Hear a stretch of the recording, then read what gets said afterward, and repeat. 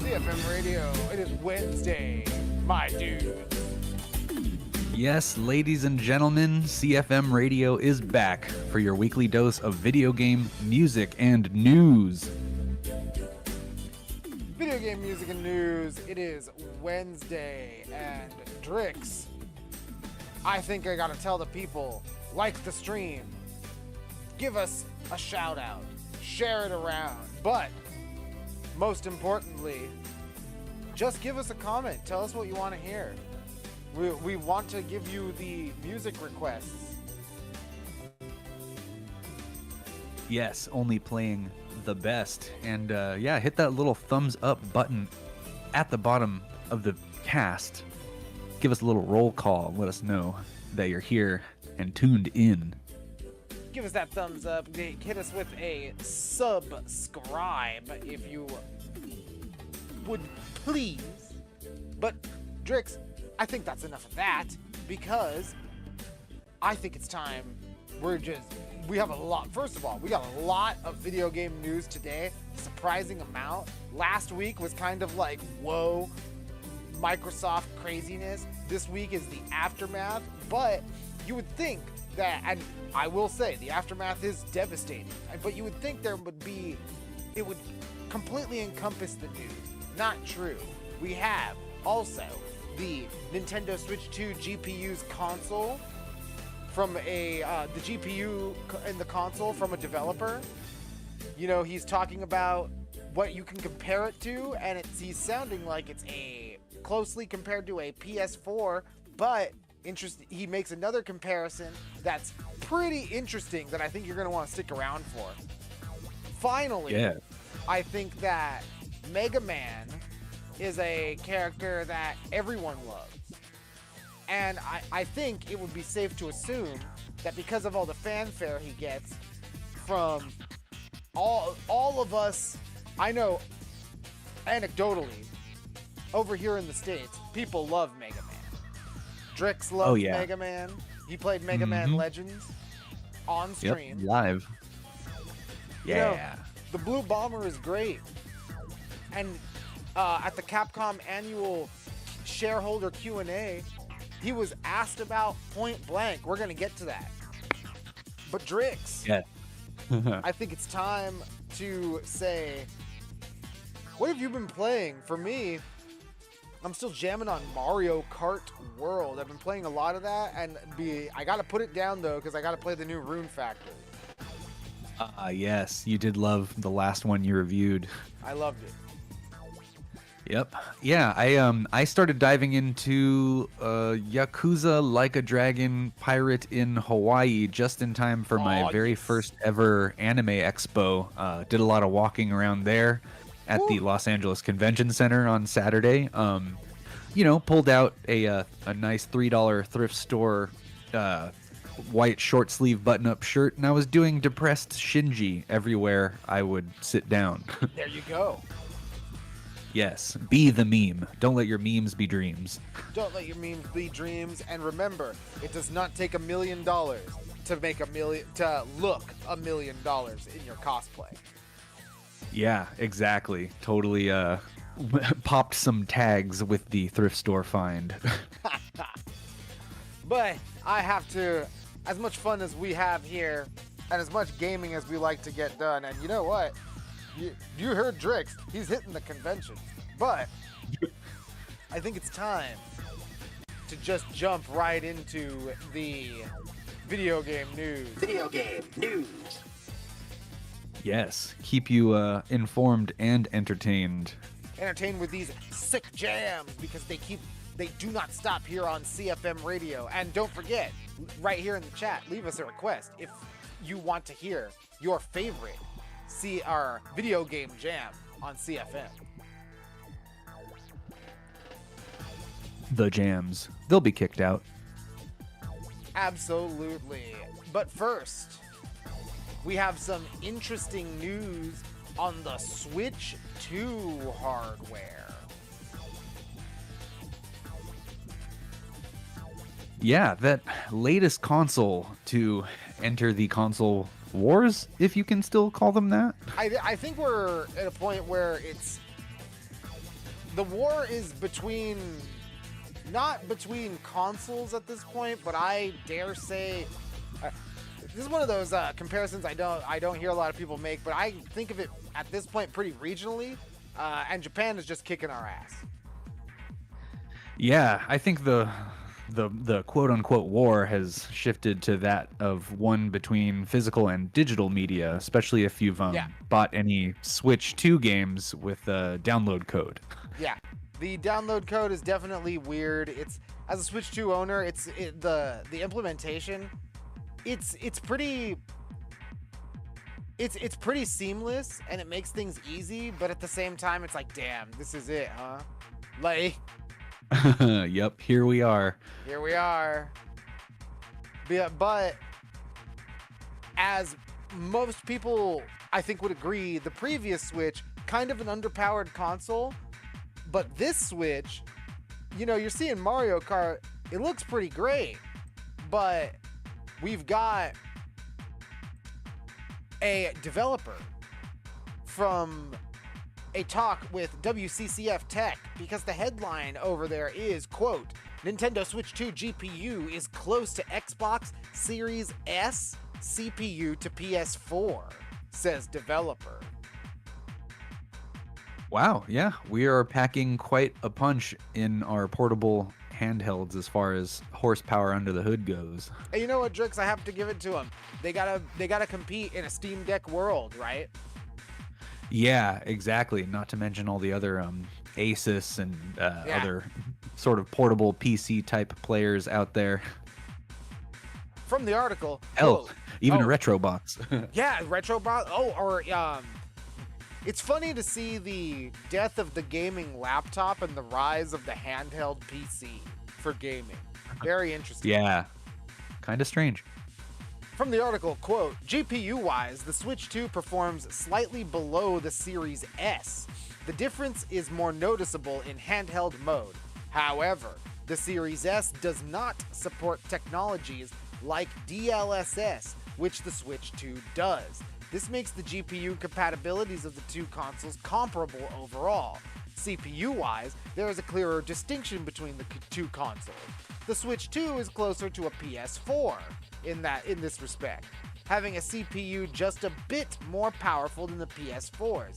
Since most games tend to be more GPU bound than CPU bound when well optimized, the impact of this difference largely depends on the specific game and its target frame rate.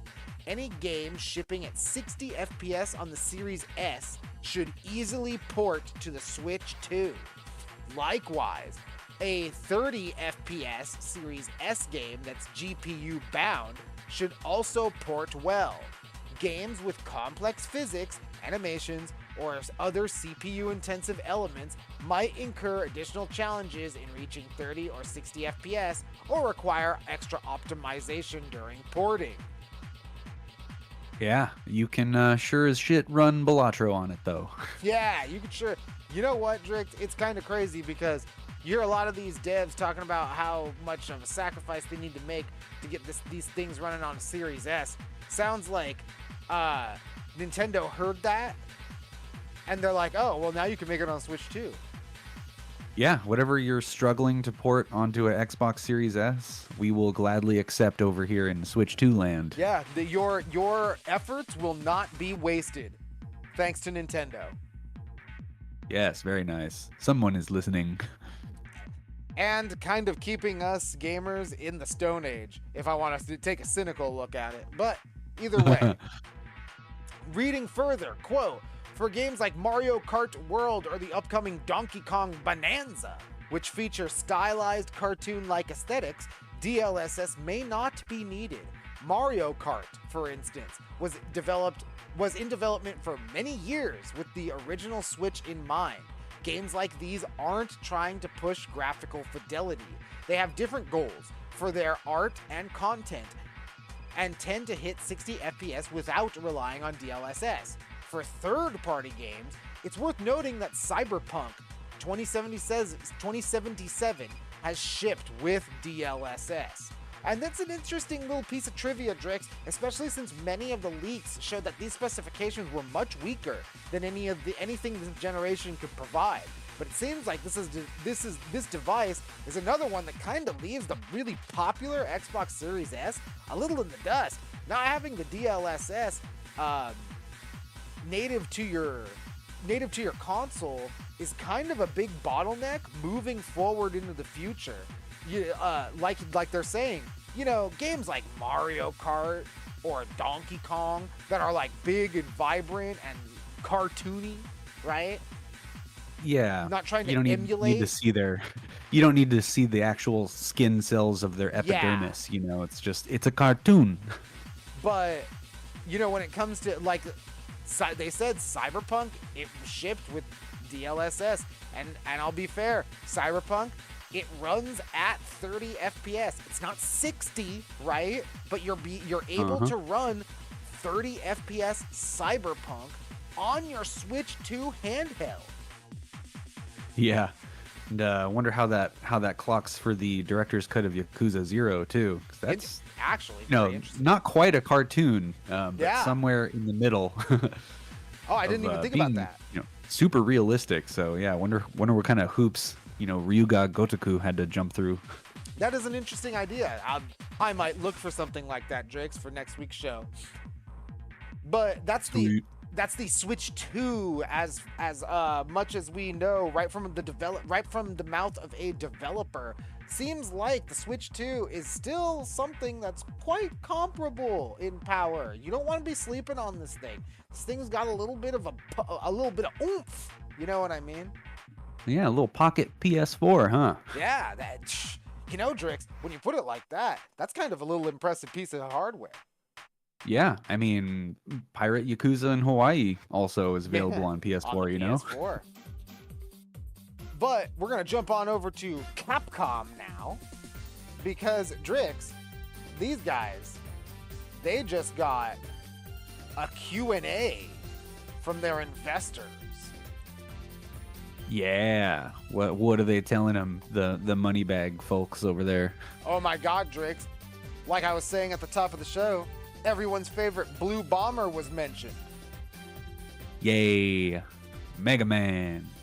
Now, this is just a Q&A, so there wasn't anything super in-depth, but Megaman did get 2 questions. One that asked about the plans for the franchise, and then another follow-up to that question. So, here's the first question. Quote, please tell me about your plans for the Mega Man series. Not much a question, just straight up. I'm the investor, tell me. Yeah, what's your plans? Mega Man, I need it now. More, please. Mega Man meat-eating now, please. Quote, the Mega Man series is one of our most important IPs, and we are continuously considering ways to develop it further. However, we do not have any additional information we can share at this time. Yes, we respectfully decline answering your question directly. But Drix, here's another interesting tidbit, because here's the follow-up question. Quote, what are your expectations regarding revenue contributions of merchandise sales from the Mega Man series? Interesting that the question highlights merchandise sales. As we saw a couple weeks ago, Square Enix going all in on Final Fantasy IX merchandise for the anniversary. Not necessarily a remake, just merchandise. And yeah, what sells? Yeah, what sells? And now, if you take a peek around the convention circuit, you might have noticed the San Diego Comic-Con exclusive Capcom merch is a MeTool pyramid. Oh, what? Yes, that is. The MeTools from Mega Man, the little guys with the construction hats. Oh, and when they form the pyramid on top of one another. Fun. Yes. Yeah, that's a good time. Give me one of those and a serve bot. I'm set. So the MeTool pyramid is the San Diego Comic-Con exclusive merch from Capcom this year. So interesting that it noted merch, but here's Capcom quote. While we do not disclose individual sales figures by IP, we receive a particularly high volume of inquiries about the Mega Man series from overseas markets. We will continue to focus on expanding this business further. So there you have it, Drix. Mega Man doesn't seem to be very popular in the domestic Japanese market, but over here, yeah, we love them. We love them. We love our throw little my blue name man. in the throw my name in the hat full of when Mega Man. Yes, when more Mega Man, please. Mm-hmm. Yeah, we were talking before the show. Maybe Mega Man could use a Metroid Prime type treatment, getting like an actual shooter game. I'm telling you, man. I'm telling you, Mega Man, like make Mega Man Legends and just keep the name, right? Keep it Mega Man Legends, but switch it to like a third person or a first person view, and just have people and keep it as a dungeon crawler too, right? Go totally old school with it. Yeah, I would play the crap out of that. Yeah, dude, I would like focus on replayability with a Mega Man dungeon crawler, like Mega Man Legends, right? You just fucking, I would be on that shit all day. Yeah, just blasting with my Buster gun, seeing what kind of cool upgrades we can get. You know, maybe bring back the classic formula of beat a boss and get a new ability. That would be pretty. It would be pretty cool in that kind of environment, especially if you design it for like a shooter, right? Yeah, absolutely. Because it can't just sort of stick to the same old side-scrolling stuff that it always has. That's one reason why. Not just because I'm bad at the side-scrolling ones, but that's another reason why like Legends is my favorite. And I know a few other people who Mega Man Legends was their favorite installments in the series franchise. Yeah, it definitely is a different take, and a lot of people like to cling to that old school 2D side scroller. But you know what? When push comes to shove, it's proven that they're hit or miss at best. Yeah, there's a lot of indie developers making more than enough side-scrolling Metroidvanias and stuff like that. Yeah, so Mega Man definitely coming back, definitely going to have some sort of presence, but more popular over here in the West, sounds like. Yeah, or just pull a Square Enix and just give us more cool artwork and merchandise and stuff. That'll hold us over for now, I guess. Double down on the merch. Yeah, you don't need to be like Microsoft and buy and close other companies to focus on what actually makes you money. Exactly. But you know what, Drix? You know what I'm going to focus on? This quacky beat going on right here in the back, because I am grooving to it. What is this? This is from Mega Man Battle Network 6, which was one in Pokemon fashion cut into 2 games, Psy Beast Gregar and Psy Beast Falzar. So Mega Man Battle Network 6, this song is called Tree of Judgment. Tree of Judgment, Mega Man Battle Network 6, CFM Radio. CFM Radio. We'll be back.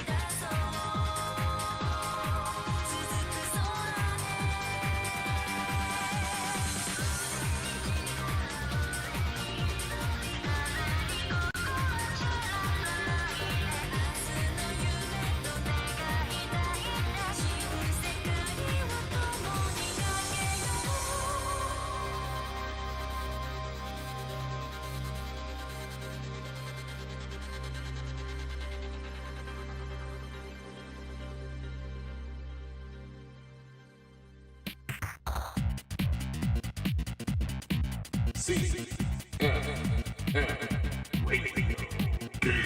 News. CFM Radio, we are back. Yes, we are back, and Anime Expo got me weebin' this weekend. That song in Japanese was from Namco X Capcom, a song called Brave New World. That song in Japanese is also from a game that was only originally released in Japanese. Namco X Capcom. If you have not played this DS RPG hybrid action game hybrid, then I mean shit, man. It's been like almost like 20 years almost since this game's been out. You can download this fucker. It's got patches that you could make it English. Like Namco X Capcom. Love those. Namco X Capcom is so cool because you would think that Namco X Capcom would be kind of like a weird thing, and it is, but the interactions that the characters have and like the villains the story is wacky, fun, and it also gets pretty dark. So if you ever get a chance, pick up Namco X Capcom. Just fan translations are everywhere. Like, it's an awesome time. Yep, and even though I've never played it, I can confirm that the soundtrack kicks ass. Soundtrack indeed kicks a lot of ass. But you know what else kicks ass, Drix? I hope you're talking new video game releases. I sure fucking am. New video game releases. You know what, Drix? And I'm happy because last week we didn't have anything. Yeah, a little bit of mecha break. We broke a little bit of mecha wind. You know what I mean? Yeah, exactly. But I mean, other than that, there wasn't anything almost else, nearly anything else. Now, this week, I'll tell you what, we're going to hit the ground running because... Yeah, stacked new games. Sheesh, you're telling me. Because we are going to start things off with Islanders, New Shores. Oh, yeah. So, you ever built an island before? In a couple other games, but not this one.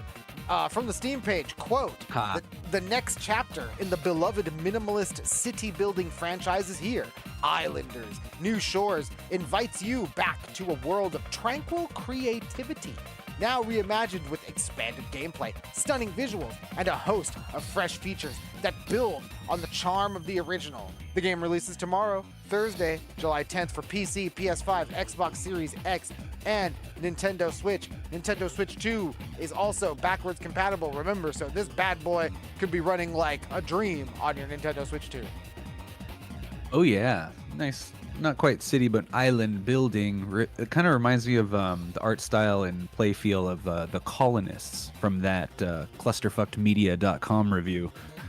Yes, and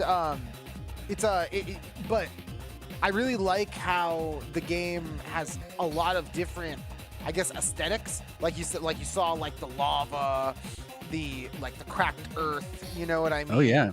Seems like you can just go flipping on. the color palette around like a JoJo manga or something. It was pretty sweet. So Islanders, New Shores, very tranquil. Coming out tomorrow. You should try to check it out if you can. Yes, build yourself an island. Next up, we've got Everdeep Aurora. Yeah, speaking of switching the color palette around, this one's doing something else in a very 2D way. From the Steam page, quote, an ongoing apocalyptic meteor shower has forced the world's population to settle underground. Of course. As Shell, a feline child who awakens to find her mother missing, drill downward from the surface layer through a tile-based underground to discover the Everdeep Aurora releases tomorrow, July 10th, for PC and Nintendo Switch. And Drix, this one looks right up your alley with its pixel-like visuals. Oh yeah, cute little cat guy wandering around, lots of funny animal characters to interact with, and yeah, seems like could have a pretty deep story, and I'm not just talking about the subterranean dwellings. Yeah, exactly. And that is Everdeep Aurora. If you're into the retro style platformer, be sure to check this out. Yeah, almost like a Zelda 2 feel. And Oh. I'm talking NES. Or like a cuter Hollow Knight. Yeah.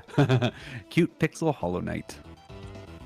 Next up is one that I'm looking forward to. And it is Oh, yeah. Patapon 1 and 2. What a dream.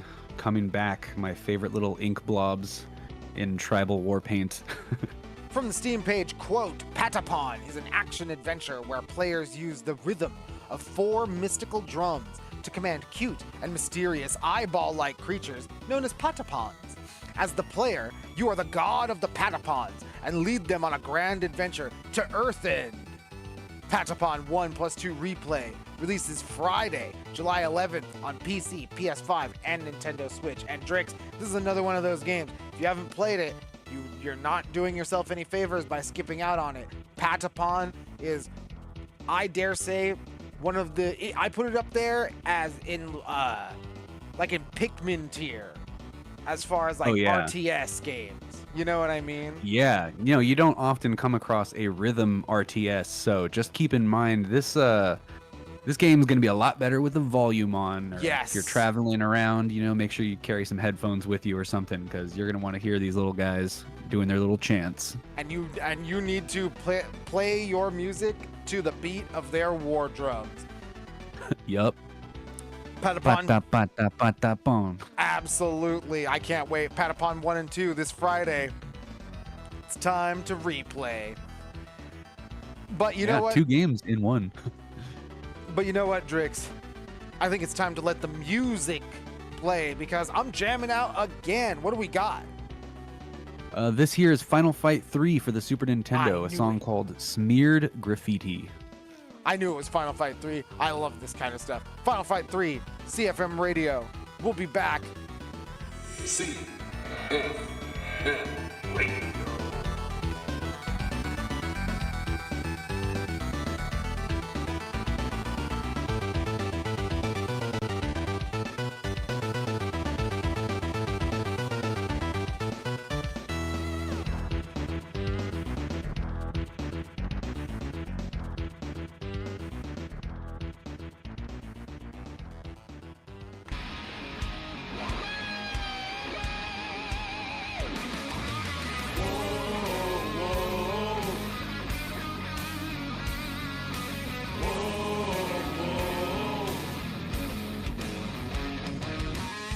Now it's showtime.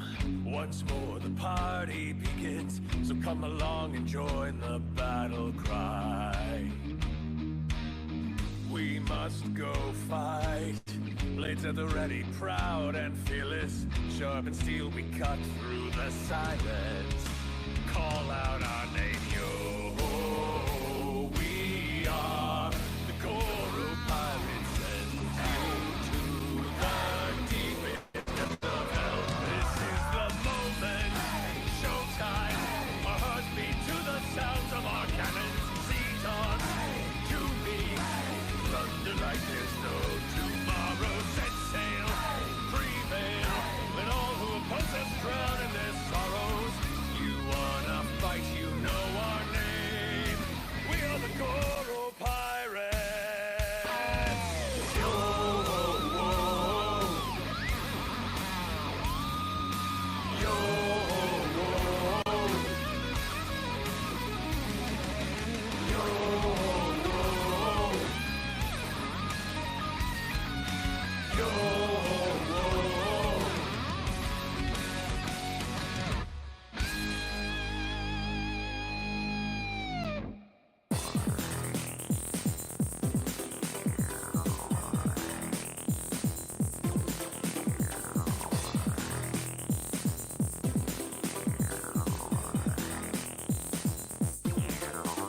CFM Radio. Video game news. Video game news. It's time. We're back. That was from the game I just started, Like a Dragon Pirate Yakuza in Hawaii, the Goro Pirates Anthem. And when looking into that one, we got our boy Matt Mercer singing as Goro Majima, which I think is hilarious because he also did all the DM callouts in the Dungeons and Dragons pinball game, part of an all-star cast that features Gerard Way and Kevin Smith, and yeah, good stuff, good voice acting. Not just Critical Role guy, but fun times. Yeah, Matt Mercer, say what you want about him and Critical Role. I know I'm not the biggest Critical Role fan, but at the same time, I gotta give the guy the chops, and I gotta give him the credit he deserves, because when he gets into that stuff, you heard it in the song. He gets into it, and I love it. Yeah, he sounds pretty Goro Majima, even though, you know, I don't play Yakuza games in English. I really don't. But if the you know, the pub that I'm playing pinball in is quiet enough, I do love hearing him DM for the pinball game. Yeah, hey, I was just about to say, I'm surprised that at your pub you could even hear it, but I guess if it's a quieter night. Yeah, if it's a Tuesday or Wednesday afternoon, then yeah, if there's no Dodger game on, you know. Yeah, exactly. Hey, there you go. Speaking of dodging, don't dodge the like button or the subscribe, because we want to hear from you. We gotta hear from you guys. Let us know what you want. Yes, give us some feedback. You know, tell me we're not howling into the void, which is also fine if we are. Exactly. But you know what? I'll tell you what's not fun, Drix. This Xbox crisis. Oh, no. Not a big Microsoft and Xbox fan right now. Not these days. There's just not more, since all in on Game Pass. Yeah, there's just more and more to not like. Seems almost every week. But yeah, we'll tell you exactly here on CFM Radio. Yeah, you know, here's the thing too. CFM Radio, we're here on CFM Radio. We don't like nagging and bagging on video game publishers, makers, even the most unsavory parts of the video game creation and publishing process are necessary. But it's also necessary to call out when exploitation is happening and when we're just not getting the best that we could be getting. And unfortunately, it seems like now the devs are sounding off. You know? Yeah, what I like less than, you know, being negative about video games is people getting laid off. Yeah, no. That's not what I like to talk about in the news. Yeah, no, it's a damn shame, because it's just. And my game's getting canceled. Yeah, so stop killing games. Yeah, stop killing games. So that's the whole thing. And before I jump into the Microsoft Crisis Part 2, as it were, I have to preface all of this again. We don't want these games to. It doesn't matter. I've seen people on the internet be like, "Oh, AAA, they're getting what they deserve." Like, I mean, I guess so, but these are just people. They're all getting laid off, and they all just wanted to make some fucking games. You know. No, the ones at fault, like, their jobs are probably fine. Yeah, and it's one of those things where, you know, are there some game studios, like, let's say, the people who made the Saints Row reboot, that maybe were trying to do some course correction and, you know, trying to, you know, insert an ideological slant into their games in a really preachy or pandering way? Sure. But that you could say that for almost any. First of all, you could say it for almost any form of media. Second of all, no one's holding a gun to your head and telling you to play these games, because it's the Saints Row reboot, most powerful example. That game failed. Yeah, it's not always go woke, go broke. You know, as fun as a catchphrase that is to sling around. It really does come down to, is this a fun experience, or is the things that are in it and that it's trying to grandstand about, are these taking away from the game? Sometimes it does, sometimes it doesn't. And it's stupid to assume that to put everything into an umbrella or throw things into a basket and assume every single one, if you're working for a AAA developer, is trying to do something like that. If anything, they're trying to make some money. Yeah, bottom line is, Yeah. Do you feel like what you're paying for a game is worth the entertainment value? Yes. And on the, providing that product side, what are they doing to the game to get you to enjoy it more and want to buy it? Exactly. So moving on to the Xbox scandal, because it's a big one, and because it goes right into it. From PC game, what main fallout is, as Drix was saying, games were canceled. And from PC Gamer, its headline is, quote, Perfect Dark dev shoots down claim the ace-looking reveal was fake. Quote, it's probably more real than you think. So, according to this, a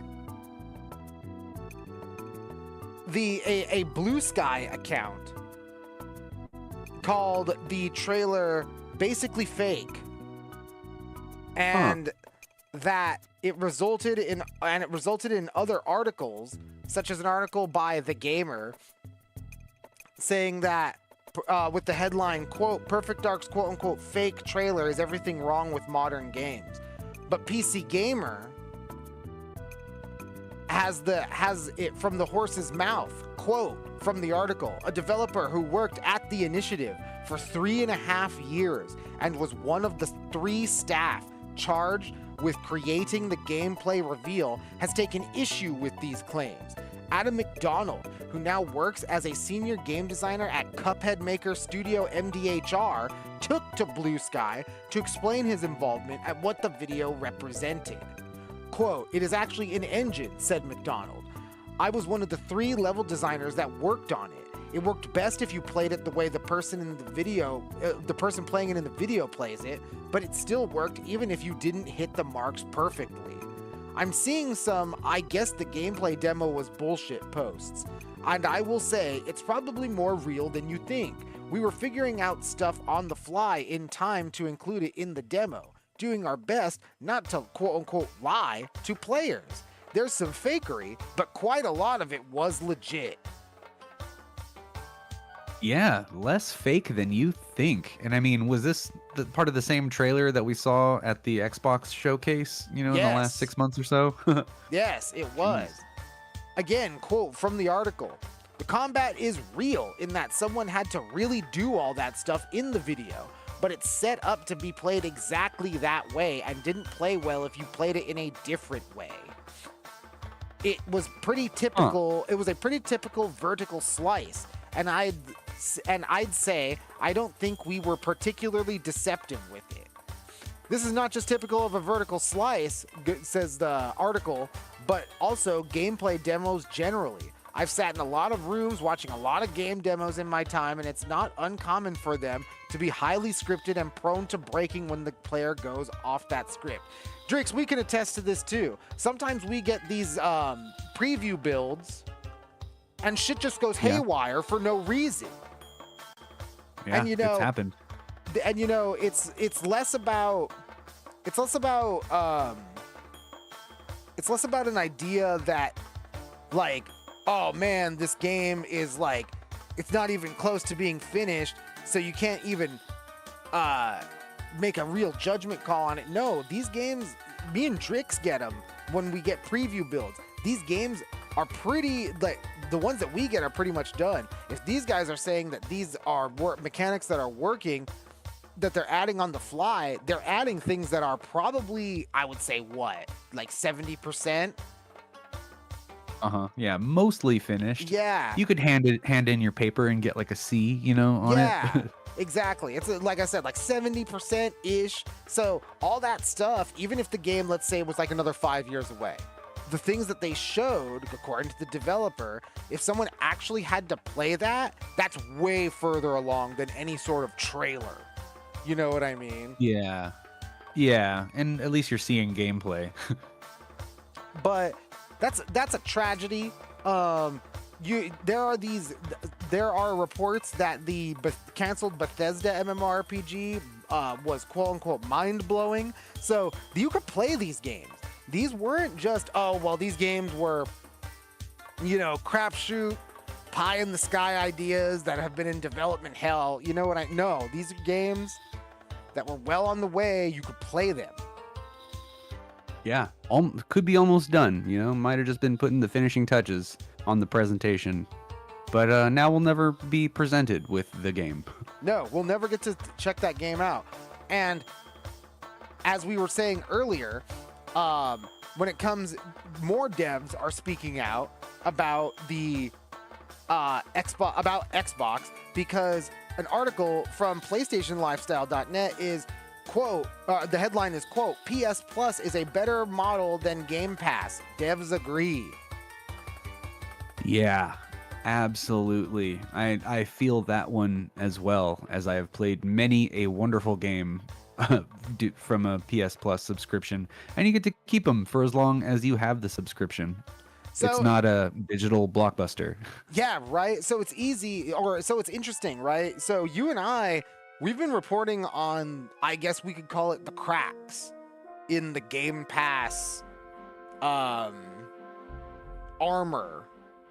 for quite a while now. Exactly. You know, I think some devs love it, some devs not so much. I think the biggest one was. I guess if the system works for you, it's not broken, right? Well, I think the biggest one was Larian when they said, "Hey, is Baldur's Gate 3 ever going to be on Game Pass?" They're like, "No game of ours is ever going to be on Game Pass." Nope, absolutely not. Absolutely not. And then you have further. I'd like to throw this into the ring. You know, we've had more and more devs talking on this show, or we've reported on this show, where devs are just saying, hey, some of these stuff that we like, these compromises to get on a Series S is just not working. Yeah, no, the headache of just getting your game onto that console has been palpable, to say the least, even from us, people who don't make video games. Yeah, I mean, again, how could you ignore it? It's one of those things where you just look at Twitter or Blue Sky or any of these social medias or any of these big gaming outlets, and they're trawling all over them. And you have the developer at Moon Studios saying that Game Pass is cool for as an advertisement, but it won't make your studio money. You have the people, you have devs saying that hey, you know, the SSD for the Xbox Series S sucks. We can only make it for the PS5. Yeah, cheaped out on the hardware, and now it's costing you software. But going back to the PlayStation Lifestyle article, because we'll probably wrap up the show with this final bit on Xbox. You know, quote, an increasing number of amount of developers are echoing former PlayStation boss Jim Ryan's views on PS Plus and Game Pass. Ryan was once criticized for suggesting that the Game Pass model was unsustainable, but following the recent Microsoft layoffs that severely gutted the Xbox division, veteran game developers are speaking out against Game Pass. Yeah, I'm listening, man. Speak your piece. Let it be heard. What is actually going on here with Game Pass? The conversation was kicked off by industry veteran and Arcane Studios founder Rafael Colantonio. In response to Xbox layoffs, Colantonio asked why no one was talking about Game Pass, which he referred to as, quote, the elephant in the room over on X. I think Game Pass is an unsustainable model that has been increasingly damaging the industry for a decade, subsidized by Microsoft's quote-unquote infinite money, but at some point reality has to hit, Colantonio continued. In response, Baldur's Gate 3 studio Larian's Michael Deuce agreed, pointing out the obvious, quote, the infinite money thing never made any sense. Colantonio then replied by calling Microsoft's messaging surrounding Game Pass, quote, bullshit, stating what many have been saying. Putting AAA games on Game Pass day one does hurt sales. And Drix, really quick, we're going to take a quick pause right there. Again, if you've been listening to CFM Radio, you have heard this story. You've even heard the story of the people trying to say, what are you talking about? It didn't hurt my sales. Maybe you should market your game better. Yeah, no, we've heard both sides of this coin. Like I said earlier, yeah, oh, the system worked for me, it must be fine. Yeah, I got a bunch of people playing my game. You know, it's very interesting. now that the rubber's hitting the road and the layoffs have been shed, that Yeah. now I wonder if they're still singing the same tune. and that's what I'm saying now. Because again, I like to think about the studios that are speaking out. Arcane Studios got Oh man, left in the dust. Don't even get me started on Yeah. on Hi-Fi Rush. It's like award-winning game. Yeah. Here's your pink slip. Don't even get me started on Arcane Studios themselves. Hey, we're making this vampire shooter game, but we don't think it's really good. Microsoft will probably cancel it. Puts it out anyway. Tanks the whole studio. Then again, we've come full circle with Larian people coming out saying that it was always bullshit. And you know what? Sven Vinky in the very beginning pretty much said the same thing when he said, yeah, Baldur's Gate 3 or any Larian game is never going to be on fucking Game Pass. Yeah, and they have the reasons. They might put a little too much time and effort. Might actually need someone to buy their games and not rent it for a month for a fraction of the price. And that is, so it's interesting because it's interesting to me because there's only really one vote of confidence in the camp for Sony, and it's Michael Deuce from Larian saying, quote, much prefer Sony's quote unquote life cycle management strategy, which is interesting because you don't hear too much about it. Yeah, life cycle management strategy. Like, what are we, botanists, herbalists? But it seems like now that, again, the elephant in the room has been addressed, as it were.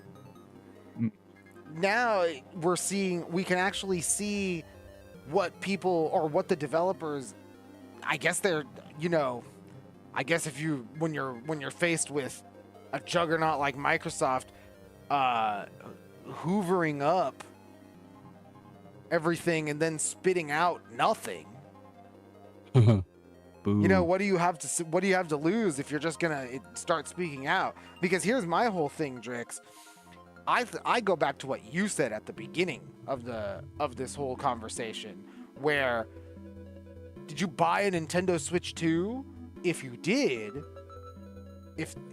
half of those games are probably not yours in any way, even if you buy the physical game.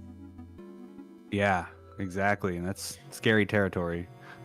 Like, that's my whole thing, is that, like, you have this whole, and make no mistake, Nintendo has been quite mercenary in this entire console ecosystem as of late.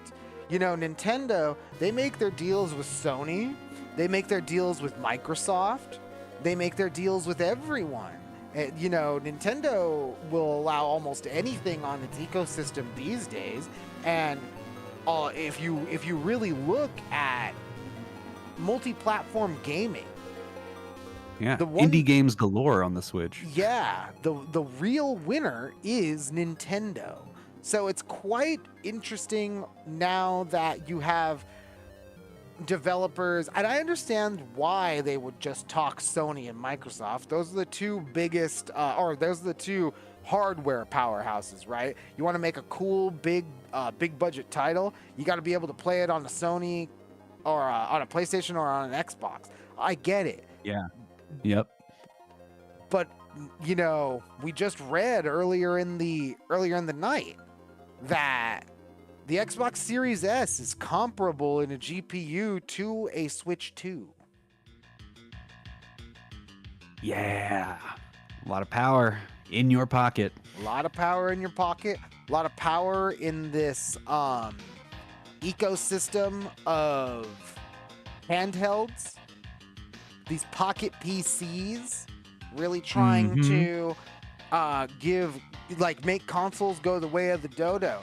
And, yeah, we're talking PS5, we're talking Xbox Series X, but you've been listening to CFM Radio, we were just talking about a couple weeks back how PlayStation or PS5 Pro is getting an update that will allow it to truly be a bridge between the PS5 and the PS6.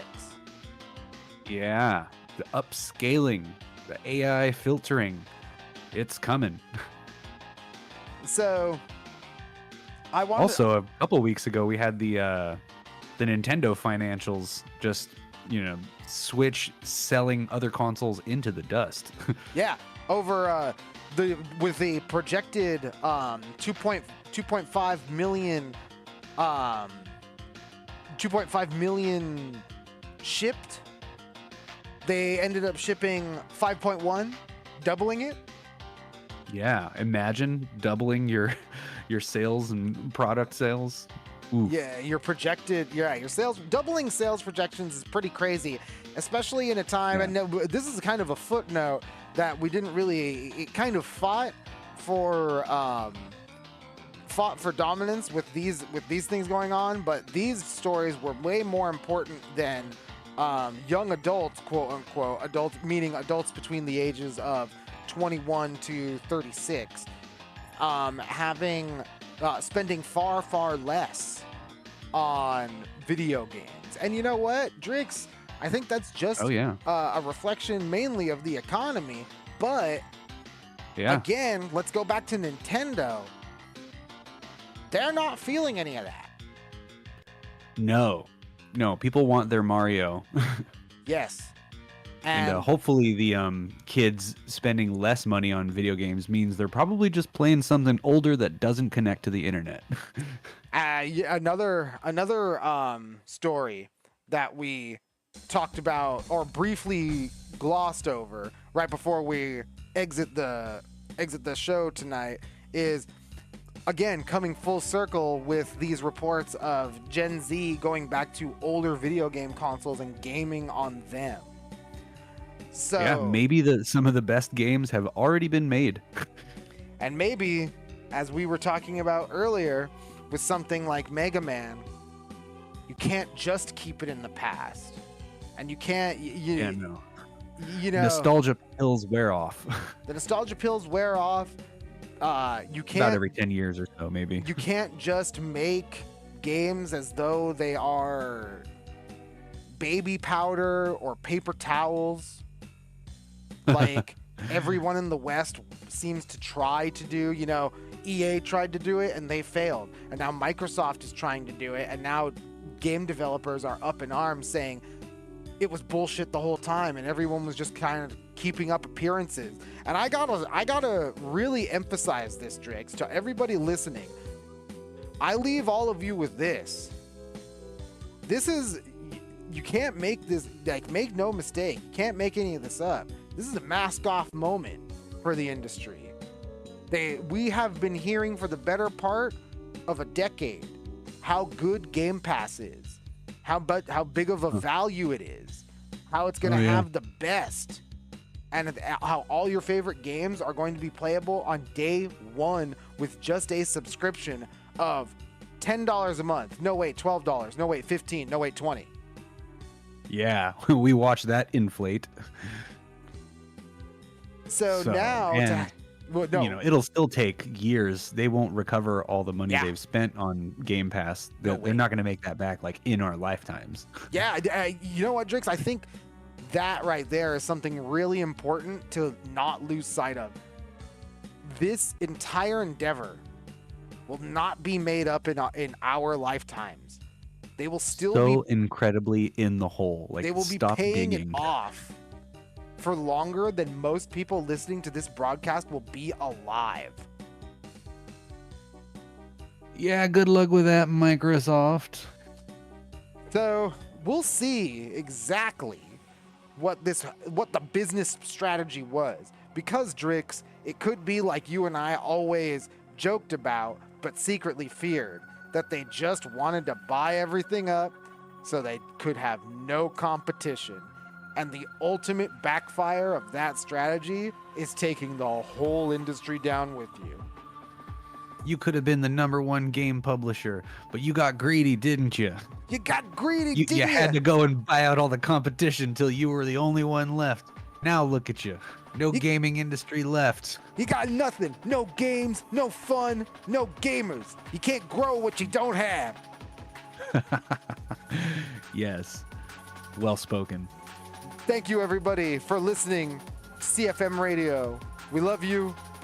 Thank you, everybody, for tuning in. Be sure to leave us the like. Be sure to subscribe. And be sure to tune in next week for more CFM Radio. Yeah, go like our last meme. Yeah. Good night.